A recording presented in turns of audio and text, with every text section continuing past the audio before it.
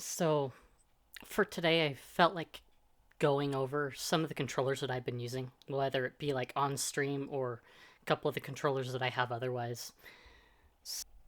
Kind of in my like not quite in storage, somewhat regularly used collection, I've got like four main controllers. I think I'm going to start from the biggest and go to the smallest of these four. So the first one being the Steam controllers I've had for since about Christmas time after it came out. And so it's kind of gone through some decent use in that time period. And I've used it quite regularly on streams. So, like, I'll run up SC controller to basically map it out, run whatever mapping I happen to be using, whether it be for the Game Boy or for any other emulator. I've pretty much got a standardized setup for most things, but there are a couple things that I use a couple other mappings for. But it's actually got a lot of features to it in spite of what it may look like. It does, like I mentioned, it does have some good wear, so the joystick is kind of smooth from its plentiful use, and I haven't quite found something to put over it so that I can have a little bit more grippy to it again. But other than that, well, the touchpad might be a little bit worn too and smoothed out, but I mean, it's not too bad. At first, it felt like, because of the texture, it felt like really nice with their linear rumble. I can't remember what it's called, the haptics. So it would feel really nice with like a virtual joystick setup. And so now that it's a bit smoother, it kind of doesn't have that same feel. But it still works. It kind of does that like thunk thunk once you reach the end of your range of motion that you set on it. And what's nice with touchpads versus a real joystick is you do have a little bit larger range of motion than you would otherwise have. So you can have a finer grain joystick that you're playing with versus what you're going to get otherwise, unless you like get like those joystick modification topper things. The D-pad touchpad I kind of use on occasion depending on the game. But for the most part, more recently with emulators, I've kind of like left those to menus. But there are a whole ton of possibilities with the touchpads, and I don't think I really could go over all of them. Of course, you've got the standard buttons in the non standard position and things like that. And then the paddles on the back. What makes it really nice with the way I've used it for like emulators on stream is I'll have the left hand side, so I've got like the left bumper mapped to B normally, and then the grip button mapped to A, so I can sit there and take a swig of whatever but still have control over the game that I'm playing, which I only really need A and B for that. I don't quite have select and start mapped, but I mean, I don't use those all too often in certain situations. Usually, when I'm going into the menus like that, I'm running with both hands anyway, because, yeah, I'm doing something specific, and so I've not really taken a swig of anything to kick back. It does have micro USB. That USB-C was still kind of really new at the time, but it works pretty well whether it's wired or wireless. Gyro works pretty decently for first-person shooters for a number of them. When I first got it, I was like playing around with Skyrim and all kinds of stuff like that, and when they added the mouse-like joystick later on down the road, that really changed a lot of things. So if you look in the configurator, if you can find one of these anymore and get one, I highly recommend them. They are super tweaky configurable, and you've got a lot of options with it. The next one, the Power A switch controller. So it lacks a lot of features. It doesn't have the gyro. It doesn't have the NFC, but it does have all the buttons and everything that you're going to be using standard. And it has those two remappable buttons on the back. So I've been using this more recently for the polished crystal on stream. And so, like with the Steam controller, I've basically configured that left grip button to A so that I can have that control. And then, of course, with SC controller, the bumper's already mapped to B. So this SC controller is actually pretty good. Not only does it work with the Steam controller, but it works with a whole bunch of other controllers.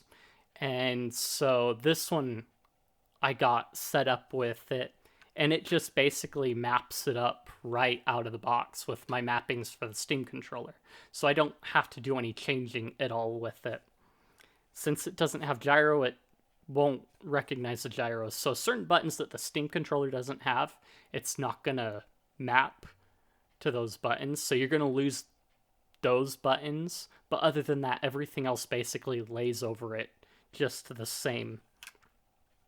It does work with Steam pretty well. I have played Halo with it and a couple other games, and Skyrim with it a couple different times. And it is kind of off-putting when you're using it in the standard Nintendo configuration so that the glyphs stay consistent and the button mappings stay consistent. So you're sitting there kind of sideways playing Halo rather than in the standard orientation. But everything else is pretty much the same. The joystick has a good range of motion, which is nice. So for finer control, it's decent. D-pad works pretty well.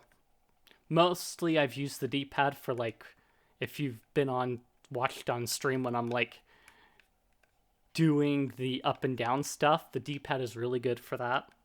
So, and the buttons, they aren't mushy. They do have like you can feel it kind of press in, so you're pressing it. And yeah, it does have the other buttons. And those remappable grip buttons, you basically have to hold that center button in and then go to like the button you want and then press the grip button to remap it. So you can do it on the fly mid-game as well. So you can have those mapped to a button you may need otherwise. And it does have audio, a headphone jack. I haven't quite used it on the computer to see how it feels or if it works. I haven't tried that, so that may be something down the road. So the next one up on the list is basically the USB-O SNES controller. It's a standard controller. There's really nothing special about it. When I got it, it came in a 2-pack, so I have 2 of them, and it only costs like $18 for it, but it works really nicely for that original feel. What was it? The last time I played Earthbound, as I finished through it, I would use it off and on, so I'd switch between that and the Steam controller for the playthrough. But yeah, it basically comes up as a generic USB controller in like anything else RetroArch, SC controller, and that whatnot. So yeah, you can map it an SC controller as well. It shows up there. I did have to do some tweaking to get the buttons mapped out right because it kind of had all the buttons screwed up. So it does let you correct those inside of SC controller so that it doesn't mess those up. And then it, of course, overlays your whole controller scheme if you switch around into the buttons that are available. And then finally, the last one is the 8-bit Do N30 Pro. So it's a really nice controller. The weird thing is, an SC controller, I guess for the Arch, AUR version of it, it has this interesting quirk where it basically freezes the whole program, showing up as like 8 billion different controllers, which really isn't all that nice. And it doesn't really work that well for that. But it's got various different modes.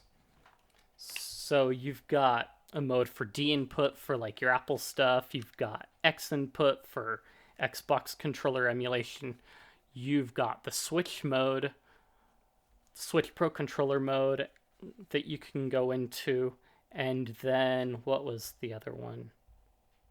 Wait, D input for Android. And then yeah, Mac OS input as well. So you have 4 different modes that you can boot into. And it remembers the device for each mode. So when I go into Switch mode wireless, it connects up to my Switch as a Switch Pro controller. When I go into X input mode, what was it? I think I had it, or D input mode, I think actually, and it'll connect to my phone. And then X input, I don't think I had it for anything, but usually when I'm using it with my computer, I have it wired up via the USB-C to USB-A controller. I'll usually boot into a mode and go from there. It does work pretty well with Steam. It does have gyro control, which is pretty interesting. I kind of messed around with it for 2 seconds in Breath of the Wild, and it worked pretty well. So it does have gyro, and most of the other functions that you're gonna be using it for. It does have like the home button on kind of that, the side on the underside where your thumbs are below the thumbsticks. The thumbsticks do have a small range of motion, but this is kind of built so that you can slip it in your pocket and take it with you, because you can get a phone bracket for it otherwise. So it's meant to be compact and pocketable, and then you can have the phone mount with you so that you can attach your phone to it. But the bracket has kind of a good range of motion, so you're not just limited to your phone. You can get some larger devices slapped on there and make it look somewhat weird. Other than that, the D-pad is kind of nice. I mean, it's 8-bit dough, so they've kind of got their own weird thing going. But they do have a smartphone app, so you can do like overlays if you really need to on your phone. And like I said, it works pretty well. I've played Halo with it a couple times in Xbox mode. And it's kind of weird to have to reach over in order to fire, because of the way the L and R buttons are set up. It's kind of like some of those retro handhelds. So you have to kind of reach around in order to get that and things that way. You could probably remap it and switch it around, but I haven't bothered with that. But yeah, those are kind of the 4 main controllers that I use. 8-bit Do N30 Pro I haven't really used haven't used on stream, but the other ones I've used a bit more on stream. And I do have some things I kind of want to do on stream with some of them that are kind of weird. So, yeah, a Nintendo controller Halo. But other than that, yeah. If you've got any suggestions for controllers, anything that I may have missed, or some things, ideas for things that I could do that way, then let me know. Scream at me on the Discord. I do have a Gilded set up. I haven't really been advertising that, but I do have that set up, and it's got a lot of features that Discord doesn't have, and it's actually caught up with Discord with the screen sharing feature. So they've got kind of the screen share video call streaming stuff along with everything else that Discord has, with a lot of different changes and enhancements in it. So if you want to check that out, I will add that link to my list of stuff. But yeah, you can check that out as well. And I'll try and keep track of that as well. Otherwise, and depending on how that goes, I can move everything over there. But yeah, have a good one.